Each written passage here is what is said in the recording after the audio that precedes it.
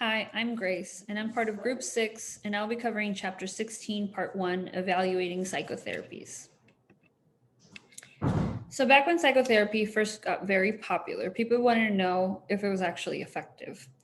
Now, they took down 2,900 consumer report readers and they asked them to relate their experience with psychotherapy. Now, 89% of them said it was effective, or at least fairly satisfied with the results. And 9 in 10 felt very good, or at least so-so. Now, these numbers are really high. And if this were true, then all our problems would be solved.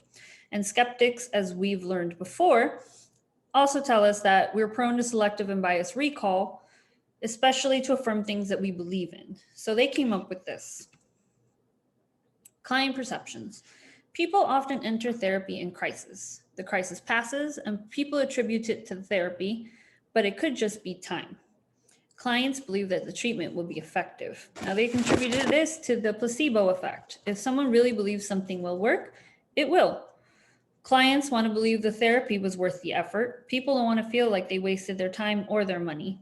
And then clients generally speak kindly of their therapists. Even when the problem persists, they're grateful for the interaction. People like having someone to talk to, especially about their problems. And it didn't fare very well for the clinician perceptions either, because a client can go to a new therapist without the previous one knowing the problem persisted. And the whole time they think they actually helped this person. So they did this massive experiment. In 1958, they did a case study of 500 Massachusetts boys that were high risk from low-income neighborhoods in the ages 5 to 13. Half of the boys were given 5-year counseling treatment, which included seeing a counselor twice a month. They participated in community programs. They got academic tutoring, medical attention, and family assistance as needed. The other half, the control group, got none of this. 30 years later, they located 485 of the boys. They gave them questionnaires and they checked public court records, mental hospitals, and other resources that they could find.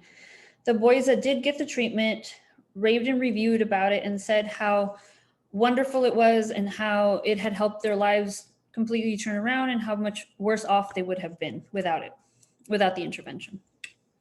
So when they finished the study, they found that 66% of the treated boys had no juvenile crime record. Pretty good, right? 70% of the control group had no juvenile crime record. So the treated boys, 66% of them had no crime record, but 70% of the control group had no crime record. Ouch.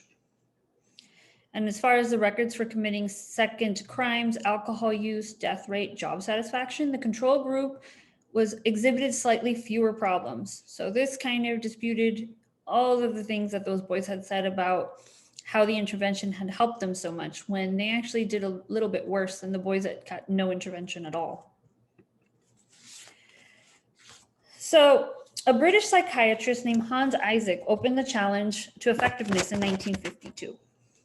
He summarized the study and found that, or his studies, and he found that 2/3 of people that received psychotherapy for non-psychotic disorders had improved, but he had people on wait lists that were untreated, and 2/3 of those also noticeably improved. Now, he had a small study because he only did 24 of them together, but today we can do a lot more. So today, the randomized clinical trials randomly assign people on wait lists to therapy or no therapy. Now, what we're seeing here is the results of these studies are put through a statistical procedure that combines the conclusions of a large number of studies called meta-analysis. Now, this meta-analysis is pretty much the bottom line of many studies, just to see the effectiveness of psychotherapy. So 475 psychotherapy outcome studies in 1980, which is right here, shows everyone in the case study was evaluated using tests and assessments by people that didn't know who had therapy and who didn't. So it was blind test all around. Now the average, so the graph shows that average therapy client ends up better off than 80% of untreated individuals on wait lists.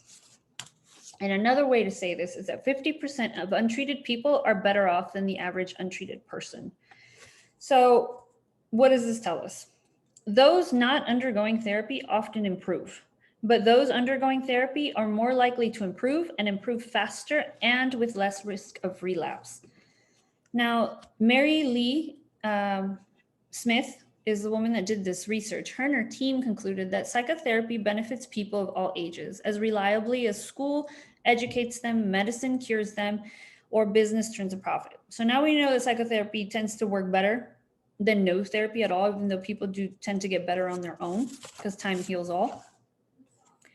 But how do we know which ones work and which ones don't? At least which therapy is the most effective?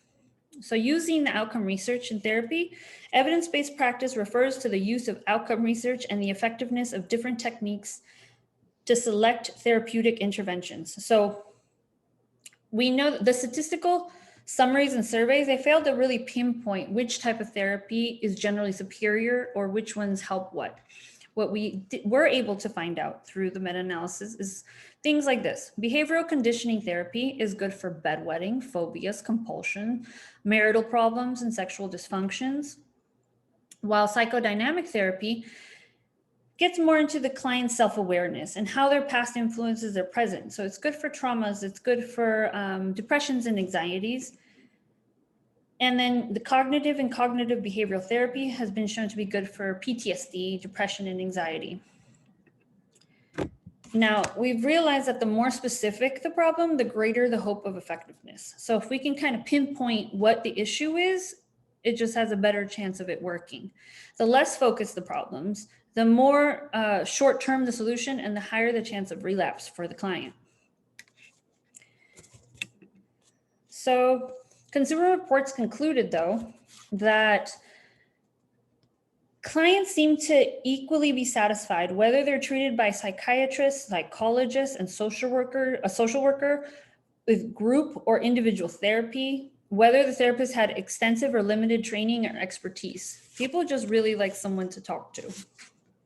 So within psychology, we have to figure out what works. We need some sort of proof that things are working, especially if they're going to be funded by the government or by insurance companies or people willing to pull out of their own pocket. So to what extent should science guide both clinical practice and willingness of healthcare providers and insurers to pay for psychotherapy? Now, psychology has a little bit of civil war going on because I feel like a lot of the evidence is really hard to get. The research psychologists they use scientific methods to extend lists and well-defined and validate therapies for various disorders like the ones you saw previously. So those are already validated. But then there's the non-scientist therapists, and they view their practice more of an art than a science. And they believe that people are too complex and therapy is too intuitive to be described in manuals or test experiments. Like there's no way to test some of the treatments that they feel have helped people. And then science-oriented clinicians aim to base their practice with evidence and make mental health professionals accountable for effectiveness. And everybody wants this. The American Psychological Association encourages clinicians to integrate the best available research with their expertise and patient preference and characteristics. But to rigorously evaluate available therapies, insurance and government support for mental health services requires evidence-based practices. So that's what we are going to continue to look in our next part. Thank you.